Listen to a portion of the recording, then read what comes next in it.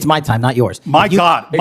If you want to talk about dividing this country, it is my I follow time. you on your social media posts that It is tear my this country time apart. to address There should be a your unifying- falsehoods. Oh, You are an you can try embarrassment all to the you division want in this country. to not take Senator, responsibility it is my time. for what You you had have your said. time. Sir, you're Your making a time is mockery of this over. committee. Sir, you don't tell me my time is over. You The know how people far of New we've Jersey come tell me since what my you time is. Senator, You can't lecture me. You can tell me Sir, my time's over? You may be the charge of the I'm not FBI, going anywhere. but I am not afraid of you, sir. Mr. Chairman. Not afraid of you. Mr. Chairman, point. Donald Trump promised to make us all safer.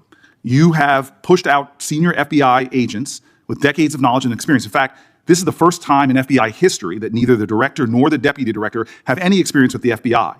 You've shifted the agency's priorities primarily to pursuing Donald Trump's immigration enforcement agenda.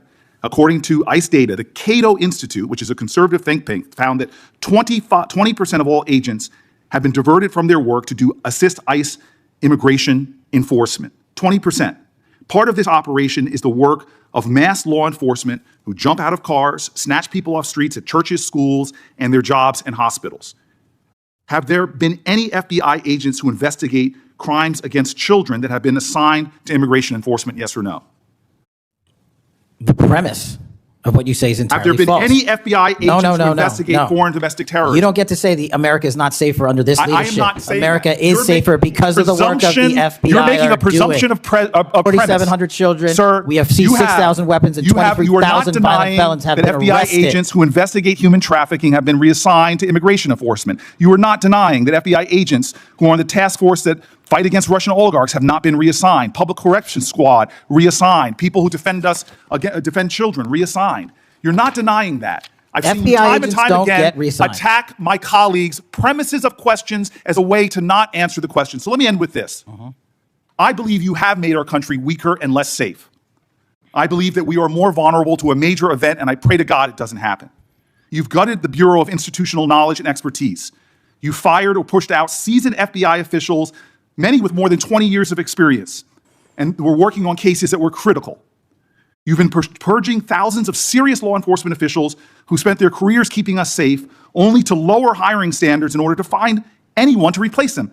And shockingly, you admitted in this hearing to Senator Coons that it would take 14 years to fill the vacancies at your agency. Many are the result of your purge. 20% of FBI agents are doing low-level immigration enforcement instead of their mission-critical work. You've disbanded entire task forces that stop election interference, foreign influence, public corruption. And who benefits from this? Well, corrupt people benefit from it. Criminals benefit from it. Vladimir Putin benefits from it. And it really makes me wonder who you're looking out for. It makes me think we can't trust you as a nation. You swear to release the Epstein files, but now you're withholding the Epstein files. You claim that you have a suspect in a serious assassination. Whoops, then you don't have a suspect. You know nothing about plans to remove FBI agents, yet you're directly involved in those plans. In the words of an ex-FBI official, you are overseeing, and I quote, generational destruction of the nation's premier law enforcement agency. Mr. Patel, in just 8 months, you have assaulted the institutional integrity of the FBI. But I know FBI field agents. I've worked with them in Newark. No matter how truly bad you are, you can't undermine the legacy of agents who fight every day to keep us safe, but you can tarnish the integrity of the agency and undermine the agency's capacity. I believe you're failing as a leader, and that your failure does have serious implications for the safety and security of Americans and our families. We're more vulnerable to domestic and foreign attack because of your failures of leadership. I don't think you're fit to hand the Bureau, but here's the thing, Mr. Patel. I think you're not going to be around long. I think this might be your last oversight hearing. Because as much as you supplicate yourself to the will of Donald Trump and not the Constitution of the United States of America, Donald Trump has shown us in his first term and in this term, he is not loyal to people like you. He will cut you loose. This may be the last time I have a hearing with you because I don't think you're long for your job. But I'm going to tell you this. I pray for you. I pray for you that you can step up and defend your oath, defend the Constitution, and do a much better job of defending this country. Thank you, Mr. Chairman. Do you want to say anything Yes, at this sir. point? That rant of false information does not bring this country together. If you want to work on bringing this country, it's my time, not yours. My God.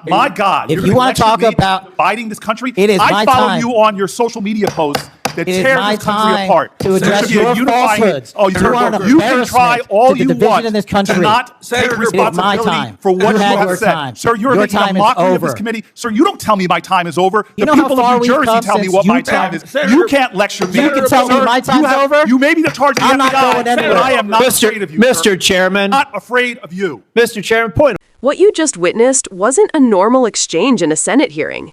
It was a reckoning. Senator Cory Booker didn't just challenge Kash Patel on his record, he exposed what's at stake when political loyalty replaces integrity in one of the most powerful law enforcement agencies on earth. Booker's outrage wasn't about partisanship. It was about preservation.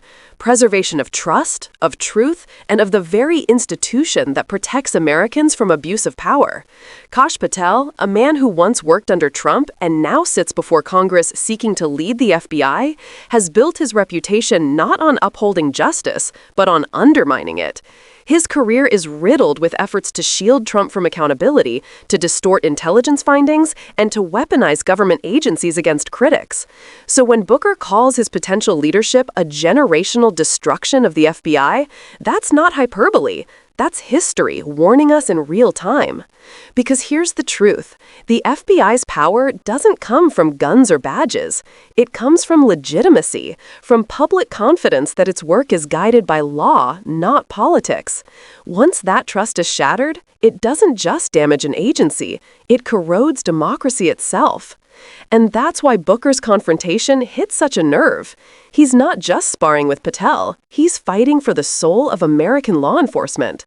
Patel's response, accusing Booker of division, is an old political trick, a deflection.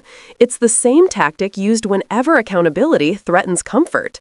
But calling out corruption is not division. Demanding truth is not disloyalty. What Booker made clear is that silence in the face of politicized justice is the real betrayal. Because what's being debated here isn't a headline. It's whether we still believe in a system where the truth matters more than power. Think about what happens if Patel, a man who's repeatedly blurred lines between intelligence and ideology, takes charge of the FBI. How can the American people trust investigations into political misconduct when the director himself is a political operative? How do whistleblowers come forward when the agency's leadership is seen as an extension of a campaign? Booker's passion comes from understanding that this isn't about left or right. It's about whether the rule of law can survive leaders who serve personalities instead of principles. And this is the deeper layer most people miss. Patel's confirmation isn't just about one man. It's part of a broader effort to remake the federal government into a loyalty test. Replace expertise with allegiance. Replace facts with narratives. It's not an accident that so many of these nominees are chosen for their devotion to Trump rather than their qualifications. Booker's warning wasn't just for Patel, it was for all of us. Because if we normalize this kind of appointment, we're not just losing good governance, we're losing guardrails. Booker's voice cracked not because of anger alone, but because of exhaustion. The exhaustion of seeing truth twisted, institutions bent, and patriotism weaponized. His question, how can the FBI survive this, isn't rhetorical. It's prophetic, and it should haunt every American who still believes that justice should be blind, not obedient. The liberal lens is about more than just showing you the fight. It's about helping you understand why it matters. This hearing wasn't chaos for the sake of theater. It was democracy on defense. It was a reminder that every time we let propaganda masquerade as policy, we lose a little more of what makes this country worth defending. So if you're watching this, remember, accountability only exists when people demand it. Don't just get angry. Get active, stay informed, subscribe to the liberal lens, and help us keep exposing the truth that others are too afraid to say out loud. Because this fight, for justice, for integrity, for the rule of law, it's not happening somewhere else. It's happening right now, in front of all of us. And silence is not an option.